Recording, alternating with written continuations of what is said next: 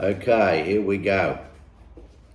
In relation to Mr. Rothschild's sequel to the story, what actually happened was, in those days, I worked for my parents. And in fact, I was no top-flight businessman. I was just a printer. But I used to be able to run the big newspaper press. And Tom had this idea that for some reason, that we were like the Sydney Morning Herald, which is like the New York Times. So anyway,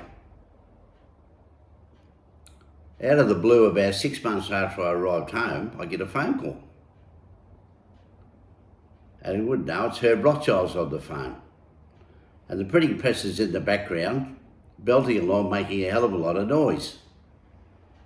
And I got through to him, I could just hear him, and he said, is that Keith? I said, yes. He says, Herb Rothschild's. I said, oh, Herb. He said, what's all that noise in the background? I said, oh, I'm just walking past newspaper press number 6. We only actually had one, but anyway. So he said, I'm in Sydney. He said, do you reckon we can meet up and have a drink? He said, I'm staying down at the Presidential Suite at the Hilton Hotel. I said, oh, well, not really. I said, I'm pretty busy. I said, I've got to go to Melbourne and Sydney today, and I'll be away for about 12 hours. Oh, I'll catch up next trip. I said, okay, fine. So that was it. So anyway, about 9 months later, 6 months later or so, I had to go to New Zealand to a newspaper conference. So while I was there, I walked in, I saw a friend of mine. There was a lot of guys around the bar, all at the conference, and he said, Father's looking for you. Now, Father was a bloke called Tom Sutherland, and he was the CEO of a very large, probably the largest printing supply business in Australia. And he said, he's looking for you. He says something about Rothschilds and a didgeridoo. And I said, really? He said, yeah. He said, he's not too happy. Oh, okay.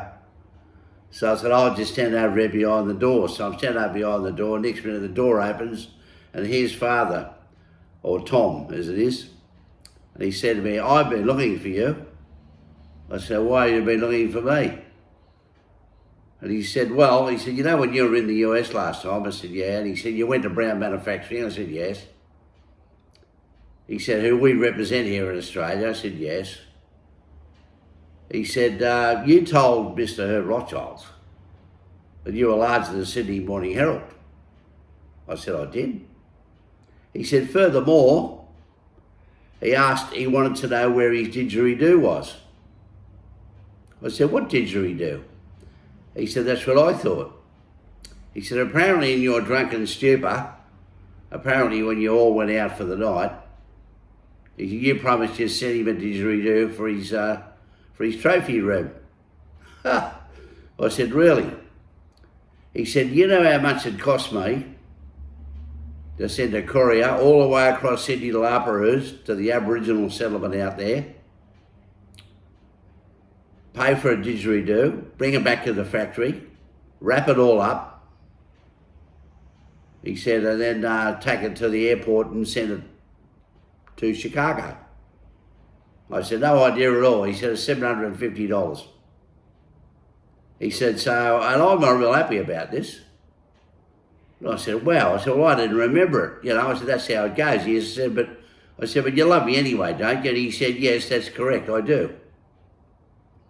I said, okay, fine. So he put his arm around me, went over to the bar, and we had a drink. And that's what happened with the didgeridoo. I didn't send it, but Uncle Tom did. Bye for now.